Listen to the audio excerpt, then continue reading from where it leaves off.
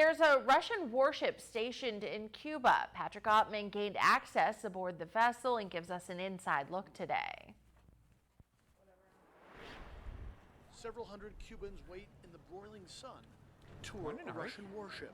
Russian diplomats told me the public would be allowed to visit the Admiral Gorshkov, one of the most modern warships in President Vladimir Putin's navy, capable of firing hypersonic missiles that travel at more than 6,000 miles per hour. It's the first of 3 days the ship will receive visitors, a rare opportunity for people here to see up close a frigate belonging to Cuba's Cold War era comrades. We're gonna get in line and see if we're able to get aboard. After nearly 3 hours waiting, having my Cuban resident ID card run through a database by police, and passing through metal detectors, we are told to board the Gorshkov.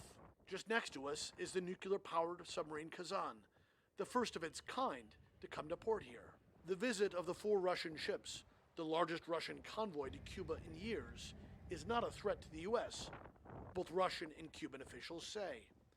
But the U.S. is closely tracking the ships and their movements. A sign in English by the gangplank to the Gorshkov says the ship's, quote, main purpose is combat operations against enemy surface ships and submarines. Although none of the vessels were currently carrying nuclear weapons, the Cuban Armed Forces Ministry said. Привет! Привет!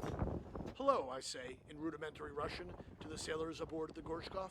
We are only allowed on the main deck, and Russian sailors watch our every move. A deck above us, where sophisticated communications equipment is visible, a soldier armed with an assault rifle keeps guard. Cuba good? Good. Very good. Cuba good. These sailors could be fighting in the war in Ukraine and seem to enjoy the peace and tranquility of the Caribbean. 23 kilometers. Sailors show me anti-rocket defense systems, and a cannon, they say, can fire 23 kilometers, nearly 15 miles. After only the briefest of tours, we are told it's time for us to disembark. До свидания.